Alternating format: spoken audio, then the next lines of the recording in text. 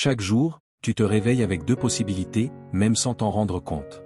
Soit tu traverses une journée de plus en mode automatique, en réagissant de la même manière, en répétant les mêmes schémas et en portant le même poids émotionnel qu'hier. Soit tu décides, dès le matin, de prendre le contrôle de ton esprit et de changer la façon dont tu fais face à tout ce qui va t'arriver aujourd'hui. Car il existe une vérité simple qui définit la qualité de n'importe quelle journée. Tu ne contrôles pas ce qui t'arrive, mais tu contrôles la manière dont tu y réponds. Et c'est précisément à cet endroit que ta force commence, ou s'arrête. La résilience, ce n'est pas se durcir. Ce n'est pas ignorer la douleur. Ce n'est pas tout supporter en silence. La résilience, c'est la clarté. C'est apprendre à ne pas abandonner ta paix à chaque situation qui t'échappe. C'est agir avec conscience là où il existe encore un choix. C'est exactement ce que le stoïcisme enseignait comme une pratique quotidienne, non pas comme une théorie lointaine, mais comme un entraînement de l'esprit pour la vie réelle, répété jour après jour. Et c'est pourquoi aujourd'hui, je vais te guider à travers 10 méditations stoïciennes, simples et pratiques, que tu peux appliquer dès maintenant, tout au long de ta journée, pour renforcer ton contrôle. Numéro 1. Tu n'as pas besoin que tout soit parfait. Tu n'as pas besoin que tout fonctionne comme tu l'avais prévu. Ce dont tu as besoin, c'est de rester ferme lorsque quelque chose échoue. Car cela arrivera. Non pas comme une punition, non pas comme un signe d'incapacité, mais simplement parce que c'est la véritable nature de la vie. Il existe une attente que beaucoup de personnes portent en elles très tôt, l'idée que, si elles font tout correctement, la vie devrait coopérer, s'écouler sans friction, récompenser sans résistance, comme si l'effort garantissait la tranquillité. Et lorsque cela ne se produit pas, lorsque quelque chose échappe à leur contrôle, l'esprit ne se dit pas seulement « cela s'est mal passé ». Il pense « il y a quelque chose qui ne va pas chez moi ». Mais la vie n'est pas défaillante lorsque tout se désorganise. Elle ne te punit pas, elle ne te met pas à l'épreuve. Elle suit simplement son cours, en dehors du scénario que tu avais écrit dans ton esprit. Rien ne garantit que les choses se déroulent comme tu les as planifiées. Et le problème commence lorsque tu conditionnes ta paix au fait que tout se passe bien. À ce moment-là, sans t'en rendre compte, tu remets ta stabilité entre les mains de facteurs extérieurs. Tu commences alors à vivre sous tension, en état d'alerte, toujours en train d'anticiper la prochaine erreur pour ne pas te sentir mal à nouveau. Celui qui ne se sent bien que lorsque tout est aligné vit dans un risque permanent. Car il suffit d'un retard, d'une réponse négative, pour que tout s'effondre intérieurement. La véritable erreur n'est pas que quelque chose se passe mal. L'erreur, c'est de s'attendre à ce que cela n'arrive pas. L'imprévu n'est pas l'exception, c'est la règle. La chute n'est pas un accident du parcours, elle fait partie du chemin de toute vie réelle. Et lorsque tu acceptes cela profondément, pas seulement comme une belle idée, quelque chose d'essentiel change en toi. Tu cesses de gaspiller ton énergie à lutter contre la réalité, et tu commences à te préparer à l'affronter avec plus de lucidité. Vois les choses ainsi, l'esprit fonctionne comme le corps. Il ne se renforce pas en évitant les charges, ni en exigeant que tout soit léger. Il se renforce en apprenant à porter du poids. Chaque frustration, chaque retard, chaque perte est un poids placé entre tes mains. Tu peux le laisser tomber et te plaindre de son injustice, ou tu peux comprendre que c'est précisément ce poids qui te rend plus fort. La résilience n'est pas l'absence de douleur. Ce n'est pas la froideur, ni l'indifférence. C'est la capacité de ressentir l'impact sans perdre ton centre.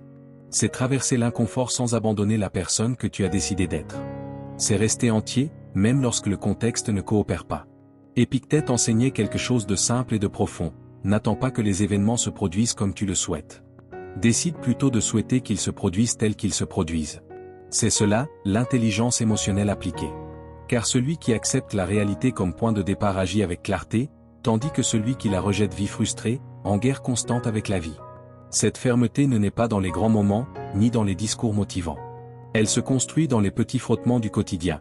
Quand quelque chose ne se passe pas comme prévu, quand on te contredit, quand tu perds ce que tu pensais acquis. C'est dans ces moments-là que tu entraînes ta réponse intérieure. Celui qui ne progresse que lorsque tout lui est favorable ne développe pas une véritable force. Mais celui qui apprend à rester debout quand tout se désorganise construit une stabilité qui ne dépend pas du hasard. Alors aujourd'hui, fais un choix silencieux mais conscient. N'exige pas la perfection de la vie, ni de toi-même. Exige la fermeté. Et si cela résonne en toi, écris simplement. Je choisis la fermeté. Pas comme une belle phrase, mais comme une posture, à partir de maintenant. Numéro 2. Maîtrise ton ego, ou il te maîtrisera. Il existe un moment très précis où l'ego apparaît. Ce n'est pas quand tout va bien. C'est lorsque quelqu'un te contredit, lorsqu'on te corrige, lorsqu'une critique touche un point sensible, lorsque quelque chose se passe mal et que ta première réaction est de te justifier, de te défendre ou d'attaquer. À cet instant, une voix intérieure surgit et dit « Ne laisse pas passer ça. Réponds. Montre que tu sais. Prouve qu'ils ont tort. » Cette voix ne cherche pas à te faire grandir. Elle veut que tu gagnes la situation, même si cela te coûte ton apprentissage, ta paix et ta clarté. C'est cela, l'ego. Le problème n'est pas d'entendre cette voix, tout le monde l'entend. Le problème, c'est d'agir automatiquement, sans te rendre compte que, lorsque tu lui obéis, tu ne protèges pas ta dignité. Tu protèges une image fragile. Quand l'ego prend le contrôle, tu n'agis pas pour évoluer. Tu réagis pour ne pas te sentir inférieur. Tu parles pour t'imposer, pas pour construire. Tu insistes pour ne pas admettre le doute. Et peu à peu, tu commences à vivre dans un état de défense permanente. L'ego promet de la force, mais il donne exactement l'inverse. Plus tu ressens le besoin d'avoir raison, plus tu deviens vulnérable. Plus tu as besoin de te sentir supérieur, plus le moindre désaccord devient une menace. Une critique devient une attaque. Une erreur devient une humiliation. Un échec devient quelque chose d'impossible à affronter. Vois-le de manière simple et visuelle, l'ego est comme un verre vide qui fait du bruit quand on le touche. Plus il est vide à l'intérieur, plus le bruit est fort. Celui qui est rempli n'a pas besoin de raisonner, ni de s'imposer, ni de prouver quoi que ce soit. Lorsque tu dépends de la reconnaissance extérieure pour te sentir bien, ta vie cesse d'être entre tes mains. Ton état émotionnel dépend alors des réactions des autres. Ta paix dépend des applaudissements. Ton identité oscille en permanence, gonflée par les compliments, blessée par la contradiction. Cela fatigue. Cela use. Et cela enferme. Maîtriser son ego, ce n'est pas se diminuer ni perdre confiance en soi. C'est retirer sa propre valeur des mains des autres. C'est pouvoir écouter sans se sentir attaqué. C'est s'ajuster sans ressentir de honte. C'est rester ferme sans avoir besoin de se grandir artificiellement. Épictète l'exprimait de manière directe, sans détour. Si tu veux progresser, accepte de paraître ignorant ou même stupide sur certains sujets. Cette phrase ne parle pas d'humiliation, mais de liberté. Car celui qui n'a pas peur d'apprendre n'a pas besoin de se défendre en permanence. Les personnes véritablement fortes ne vivent pas gonflées d'orgueil. Elles n'ont pas besoin de gagner les discussions, d'écraser les opinions, ni de maintenir une image.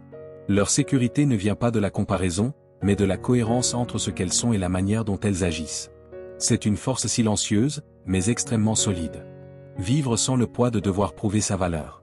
Agir sans masque. Grandir sans se comparer.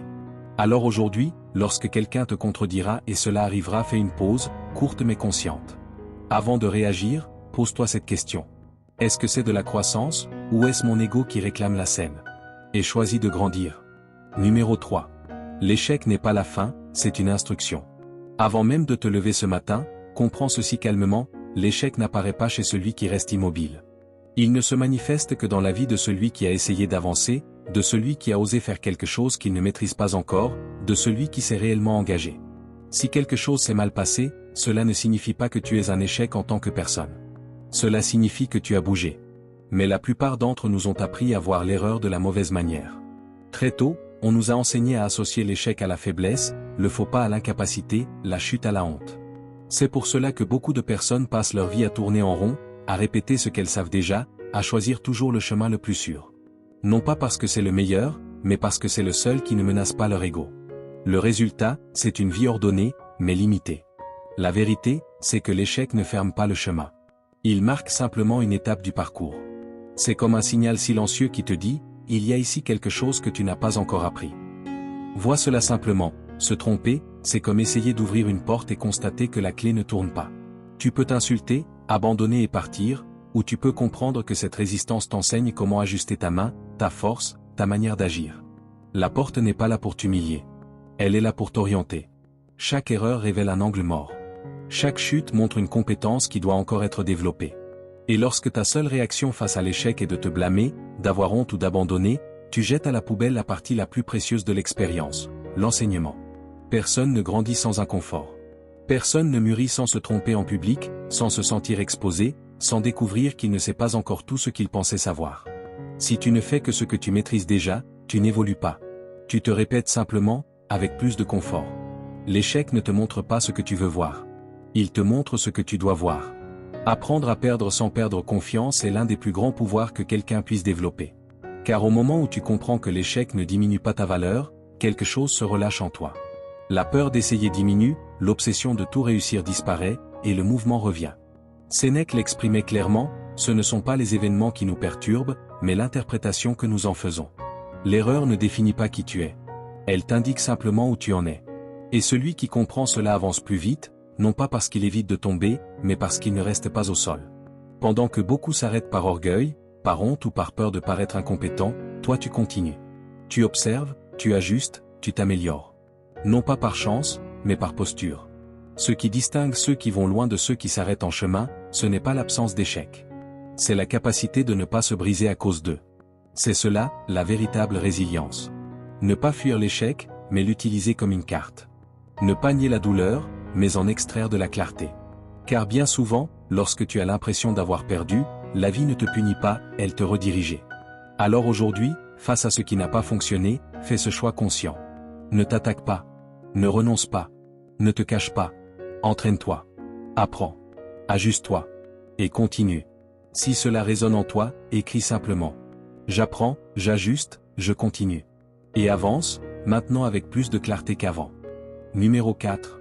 Vis comme si tu avais déjà tout perdu. Avant de commencer ta journée, arrête-toi quelques secondes et fais un exercice que presque personne ne fait. Non pas par peur, mais par inconfort. Imagine que tout ce qui, aujourd'hui, te semble acquis ait déjà été retiré de ta vie. Comme si quelqu'un était venu, avait tout nettoyé, puis était parti sans explication. Ta santé, ta maison, ta liberté, les personnes que tu aimes. Maintenant, ouvre les yeux et prends conscience d'une réalité simple et brutale, tout est encore là. Rien n'a été emporté. Rien n'a été arraché. Rien n'a été perdu. Et pourtant, tu traites tout cela comme si c'était infini. C'est là l'erreur invisible. Ce n'est pas une ingratitude consciente, c'est de l'automatisme. Tu te réveilles, tu accomplis tes tâches, tu te plains de ce qui manque, et tu passes à côté de ce qui existe, comme quelqu'un qui traverse un jardin en regardant uniquement le sol. Le stoïcisme propose une attitude différente, ne pas attendre la perte pour s'éveiller, mais s'éveiller avant la perte. Lorsque tu imagines l'absence, la présence change de valeur. Ce qui est ordinaire prend du relief. Le quotidien cesse d'être du bruit. Un café chaud n'est plus seulement une habitude. Une conversation n'est plus seulement un fond sonore. Respirer sans douleur, marcher sans difficulté, arriver vivant à la fin de la journée, tout cela cesse d'être un arrière-plan pour devenir l'essentiel. Réfléchis-y simplement, celui qui croit que quelque chose est garanti en prend mal soin. Celui qui sait que tout est provisoire en prend davantage soin. Marc Aurèle le rappelait sans drame, avec lucidité, tout ce que tu aimes t'est prêté. Ce n'est pas une menace, mais un rappel. Rien ne t'appartient pour toujours, et c'est précisément cela qui rend chaque chose précieuse maintenant. Quand tu comprends cela, quelque chose change concrètement. Tu cesses de gaspiller ton énergie dans des conflits insignifiants. Tu arrêtes de perdre des mots dans des discussions vides. Tu cesses de repousser la présence comme si tu avais tout le temps du monde. Vivre comme si tu avais déjà tout perdu, ce n'est pas renoncer à la vie. C'est arrêter de la traiter comme une réserve infinie. C'est vivre avec urgence mais pas l'urgence de l'anxiété. C'est l'urgence de celui qui sait que le temps avance, même lorsqu'il fait semblant de ne pas l'entendre. Sénèque l'a résumé avec une précision remarquable, rien ne nous appartient, tout nous est confié. Et celui qui comprend cela ne vit ni accroché, ni terrorisé. Il vit attentif. Car celui qui a accepté l'impermanence ne vit pas dans la peur de perdre. Il vit avec plus de soin tant qu'il possède encore. Alors aujourd'hui, fais un geste simple. En commençant ta journée, choisis d'être présent, pas simplement de fonctionner. Et si cela résonne en toi, écris. Aujourd'hui, je choisis de vivre éveillé. Non pas comme une belle phrase, mais comme une posture face au temps qui t'est encore donné. Numéro 5. Ce que tu repousses t'affaiblit. Il existe une forme de fatigue qui ne vient pas d'un excès d'effort. Elle vient du fait de te réveiller chaque jour en sachant exactement ce que tu dois faire, et de ne pas le faire. Ce n'est pas le travail qui pèse, c'est le fait de le remettre à plus tard. Chaque fois que tu repousses quelque chose, ce n'est pas seulement une tâche qui reste en suspens. C'est une décision intérieure que tu prends sans t'en rendre compte. Tu te dis, ce n'est pas si important maintenant. Et à force de répéter cela, ta propre parole commence à perdre de la valeur à tes propres yeux. C'est ainsi que l'affaiblissement commence. La procrastination ne se présente presque jamais comme une paresse évidente. La plupart du temps, elle ressemble à un soulagement momentané, à un repos mérité, à la promesse que demain tu feras mieux. Mais ce soulagement a un prix. Et ce prix s'accumule, jour après jour. Dans les conversations que tu évites. Dans les décisions que tu repousses. Dans ces actions simples qui pourraient résoudre un problème, mais que tu préfères ne pas affronter. Rien de tout cela ne disparaît. Tout s'accumule dans ton esprit. Lorsque tu repousses constamment ce que tu sais devoir faire, tu entraînes une partie spécifique de ton esprit, celle qui préfère le confort immédiat à la construction du caractère. Et sans t'en rendre compte, tu commences à lui céder le contrôle de ta vie. Épictète a exprimé une idée trop directe pour être ignorée. Ce n'est pas faire tout parfaitement qui compte, mais arrêter de négocier avec toi-même chaque fois que l'inconfort apparaît. Agir même sans envie. Agir même sans certitude. Agir, même à petite échelle. Chaque action accomplie au bon moment renforce quelque chose en toi que aucune motivation ne peut construire, le respect de toi-même. Et cela s'accumule, silencieusement. N'attends pas de te sentir prêt. Ce moment arrive rarement. La confiance ne vient pas avant l'action. Elle vient après, comme une conséquence. Si tu continues à attendre le moment parfait, tu passeras ta vie à te préparer, pour une vie qui ne commence jamais. Alors aujourd'hui, au réveil, fais un accord simple avec toi-même. Ne repousse pas ce qui est déjà clair. Ne repousse pas ce qui pèse déjà. Ne négocie plus avec ta propre conscience. Choisis d'agir même imparfaitement, même dans l'inconfort, même à petite échelle. Car agir te renforce. Remettre à plus tard t'affaiblit, chaque jour. Si cela résonne en toi, écris simplement. Aujourd'hui, j'agis.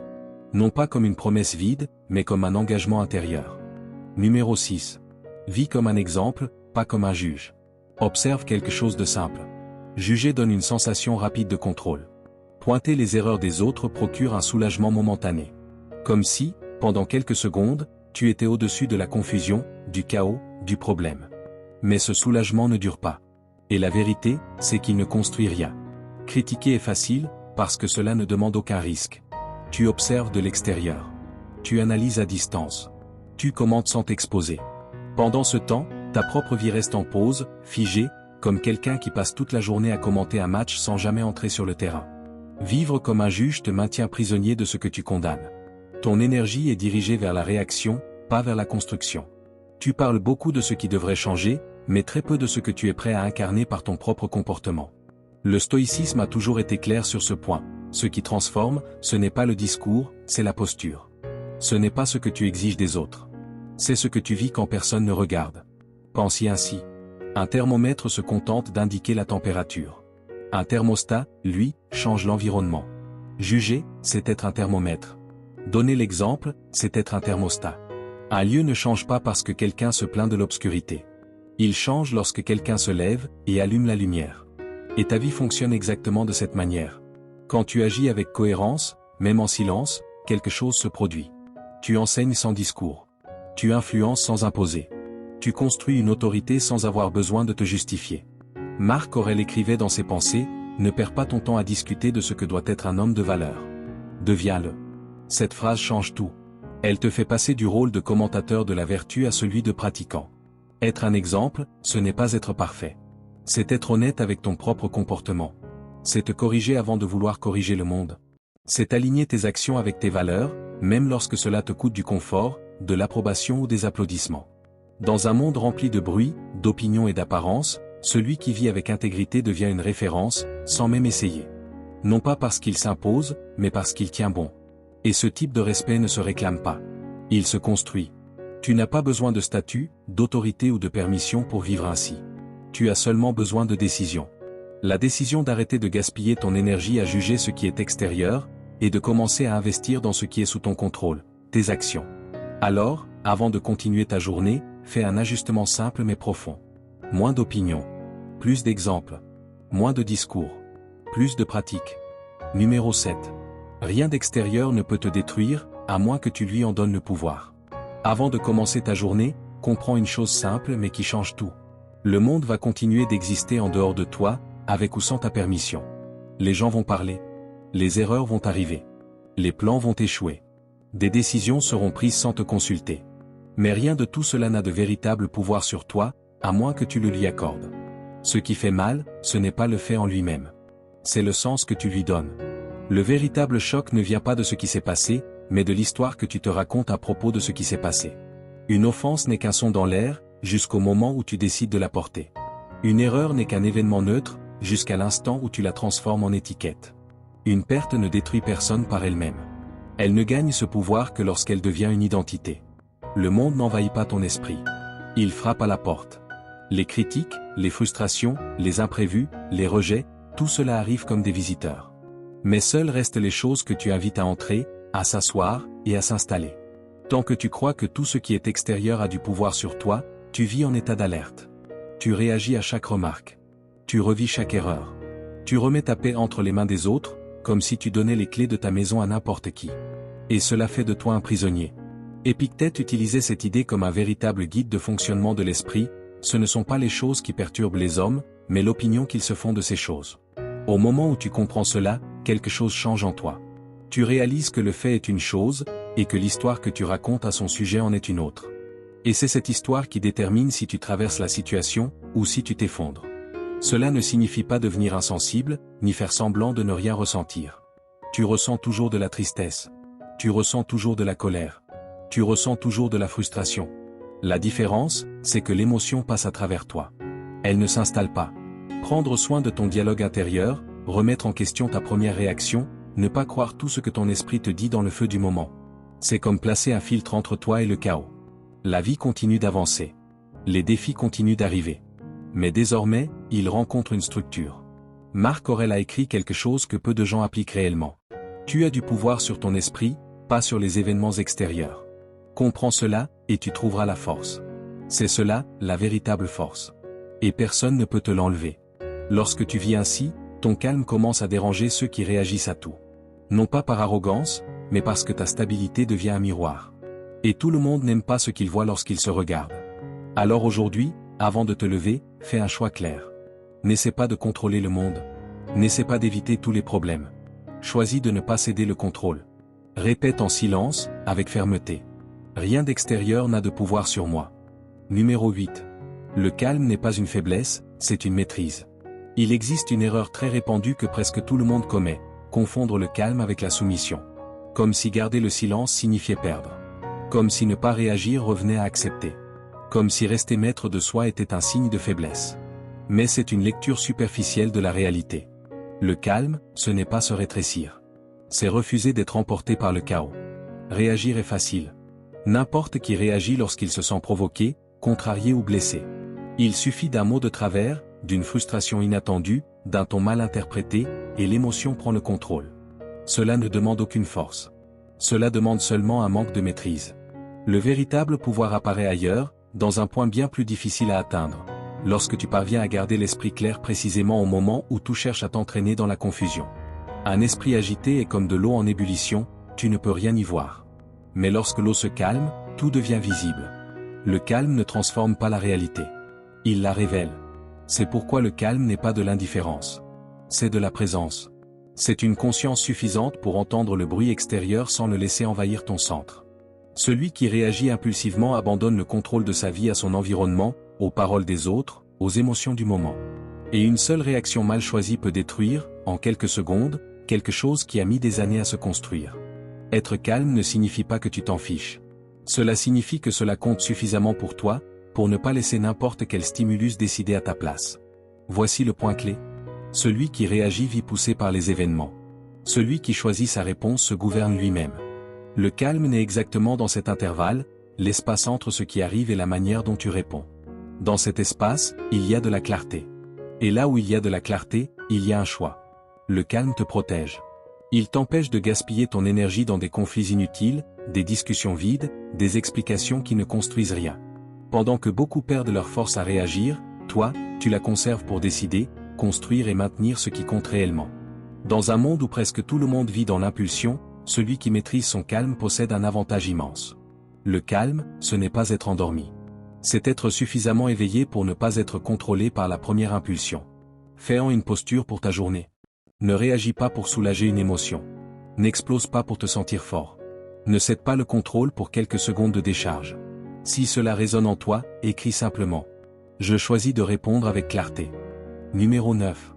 L'opinion des autres ne change pas qui tu es. Tu seras observé, évalué et interprété, que tu le veuilles ou non. Quelqu'un va t'apprécier. Quelqu'un sera en désaccord. Quelqu'un va te réduire à un simple commentaire, à une erreur isolée, à un fragment qui ne représente pas la totalité de qui tu es. Ce n'est pas une exception. C'est la réalité normale de la vie. Le problème ne vient pas des opinions, mais de ce que tu en fais. Très tôt, beaucoup de personnes apprennent à ajuster leur comportement comme on change de vêtements pour s'adapter à l'environnement. Elles parlent moins pour ne pas déranger. Elles s'expliquent trop pour éviter d'être mal comprises. Elles cachent des parties d'elles-mêmes pour correspondre aux attentes des autres. Et sans s'en rendre compte, elles commencent à vivre pour le regard extérieur. Vivre en cherchant l'approbation, c'est comme conduire en regardant uniquement dans le rétroviseur. Tu vois ce qui t'entoure, mais tu perds complètement la direction. Et celui qui perd sa direction finit tôt ou tard par se perdre lui-même. L'opinion des autres ne vient pas de ton essence. Elle vient de leur histoire, de leurs références, de leurs blessures et des limites de leur perception. Quelqu'un peut te juger en se basant sur 5 minutes de ta vie, et croire qu'il te connaît entièrement. Mais cela en dit davantage sur la limite de sa vision que sur qui tu es réellement. L'erreur commence lorsque tu modifies ta posture à chaque jugement extérieur. À ce moment-là, tu n'essaies pas de t'améliorer, tu essaies de te protéger. Et protéger une image coûte cher. Tu commences à te rétrécir, à te justifier, à te défendre contre des attaques qui, souvent, n'ont même jamais existé. Ta valeur ne fonctionne pas comme une monnaie. Elle ne monte pas avec les applaudissements. Elle ne baisse pas avec les critiques. Elle existe avant toute opinion, et elle continue d'exister après que le bruit disparaît. Épictète disait, si tu veux être invincible, ne laisse pas ta paix dépendre de ce qui ne dépend pas de toi. Et l'opinion des autres n'a jamais été sous ton contrôle. Aujourd'hui ils te louent, demain ils te critiquent. Aujourd'hui ils sont d'accord, demain ils changent. Confier ta paix à cela, c'est choisir de vivre dans l'instabilité. Être fort intérieurement ne signifie pas ignorer ce que les autres disent. Cela signifie savoir écouter sans absorber. Filtrer sans se fermer. Entendre avec maturité, et décider avec autonomie. Quand tu as confiance en qui tu es, quelque chose change dans ta manière de vivre. Tu arrêtes de te justifier constamment. Tu arrêtes de vivre sur la défensive. Tu arrêtes d'expliquer ton essence à ceux qui ne sont pas prêts à la voir. Tu te tiens debout. Marc Aurèle l'a formulé clairement. Choisis de ne pas te sentir offensé, et tu ne le seras pas. Parce qu'il existe en toi un espace que personne ne peut toucher sans ton autorisation. C'est là que vit ta stabilité. C'est là que naît ta liberté. Alors aujourd'hui, avant de te lever, fais un ajustement intérieur simple mais ferme. N'essaie pas de convaincre tout le monde. N'essaie pas de plaire à tout le monde. N'essaie pas de te modeler pour correspondre. Répète en silence, comme une décision. Je sais qui je suis. Et avance dans ta journée depuis cet endroit. Numéro 10. Tu n'es pas tes émotions. Avant de commencer ta journée, comprends quelque chose de simple, mais que presque personne n'apprend suffisamment. Le problème, ce n'est pas de ressentir. Le problème, c'est de confondre ce que tu ressens avec qui tu es. La colère apparaît. La peur surgit. La tristesse se manifeste. Tout cela ne dit rien de ton caractère. Cela dit seulement que tu es humain. L'erreur commence au moment où tu transformes un état passager en identité. Quand tu dis « je suis comme ça », simplement parce qu'aujourd'hui tu te sens ainsi. Tu t'étiquettes à partir d'une émotion momentanée, et tu commences à vivre à l'intérieur de cette étiquette comme si elle était permanente. Ressentir de la colère ne fait pas de toi une personne agressive. Ressentir de l'insécurité ne diminue pas ta valeur. Ressentir de la tristesse ne te rend pas faible. Les émotions sont des messages, pas des sentences. Elles apparaissent pour t'informer, pas pour diriger ta vie. Le problème n'est pas que les émotions traversent ta vie. Le problème commence lorsque tu t'y accroches, que tu alimentes leur histoire intérieure, et que tu commences à agir comme si elle représentait toute la vérité sur qui tu es. Une émotion, c'est comme un visiteur qui frappe à ta porte. Tu peux écouter ce qu'il a à dire, ou tu peux lui donner les clés de la maison et le laisser tout diriger. Beaucoup de gens font cela sans s'en rendre compte. Ils ressentent de la peur, et se paralysent. Ils ressentent de la colère, et explosent. Ils ressentent de la tristesse, et abandonnent ce qui comptait. Non pas parce qu'ils en ont besoin, mais parce qu'ils confondent ressentir et obéir. Les stoïciens enseignaient que ce ne sont pas les événements qui te contrôlent, mais la réponse que tu choisis d'y apporter. L'émotion apparaît. La décision vient ensuite. Et c'est dans cet espace, court mais essentiel, entre ressentir et agir, que se trouve ta liberté. Imagine ton esprit comme un ciel ouvert. Les émotions sont des nuages. Certaines sont denses, d'autres légères, mais elles passent toujours. Le ciel, lui, ne devient pas un nuage simplement parce qu'un nuage apparaît. Lorsque tu luttes contre une émotion, elle grandit. Lorsque tu t'identifies à elle, elle te domine. Mais lorsque tu l'observes sans drame, sans jugement, quelque chose change, elle perd de sa force. Le contrôle de soi n'est pas de la répression. Ce n'est pas faire semblant de ne rien ressentir. C'est reconnaître ce qui se passe en toi, sans t'y noyer. Tu respires. Tu observes. Puis tu choisis. Tu peux ressentir de la peur, et avancer quand même. Tu peux ressentir de la colère, et choisir le silence. Tu peux ressentir de la tristesse, et continuer à faire ce qui doit être fait. Voilà la différence entre réagir, et diriger.